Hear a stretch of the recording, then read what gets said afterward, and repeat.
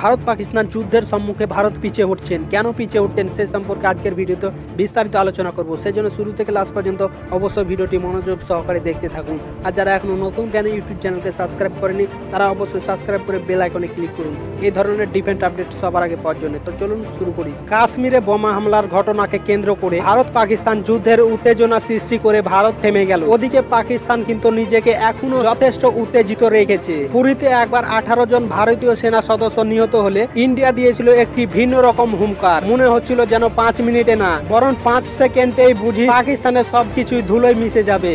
তবে বাস্তবতা হলো যতটা গর্জায় ততটা হয় না। ইন্ডিয়া সেই গর্জন দুদিনেই থেমে গেছে। সেনায়ু যুদ্ধে চরমভাবে পরাজিত হয়েছে ইন্ডিয়া। ইন্ডিয়ার সামরিক দিক দিয়ে শক্তিশালী দেশ এটা সবাই জানে। অপরদিকে পাকিস্তানের সামরিক শক্তি ইন্ডিয়ার তুলনায় যথেষ্ট কম, কিন্তু বাস্তবতা একটু ভিন্ন হয় সব সময়। 13 লাখের বেশি সৈন্য রয়েছে ইন্ডিয়ার, অপরদিকে পাকিস্তানের মাত্র 6 লাখের কিছু বেশি।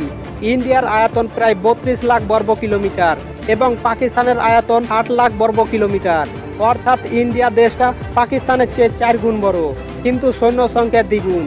ইন্ডিয়ার জনসংখ্যা রয়েছে 130 কোটি, অপরদিকে পাকিস্তানের জনসংখ্যা রয়েছে মাত্র 20 কোটি। এবার একটু ভিন্ন দিকে যাওয়া যাক। পাকিস্তানের চারপাশে ইন্ডিয়া ছাড়া তার আর কোনো শত্রু রাষ্ট্র নেই যার সঙ্গে পাকিস্তানের অস্ত্র বা যুদ্ধের কোনো প্রতিযোগিতায় থাকতে হয়।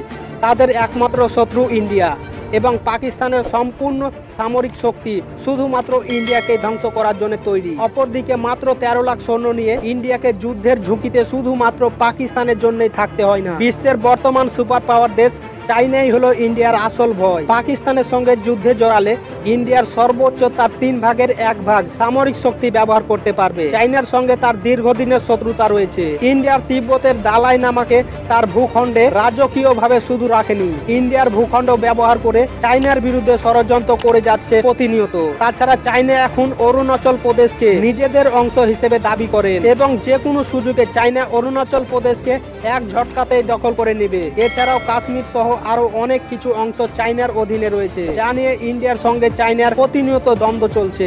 ইন্ডিয়া কোনো অবস্থাতেই তার এই বিশাল অংশ চাইনার কাছে অধিকৃত রেখে পাকিস্তানের সঙ্গে যুদ্ধে জড়ানোর সাহস পাবে না। কিন্তু পাকিস্তান এখনো উত্তেজিত রয়েছে। আপনাদের কি মনে হয়, পাকিস্তান কি ভারতে আবার আক্রমণ চালাবে? অবশ্যই কমেন্ট বক্সে জানিয়ে দিবেন।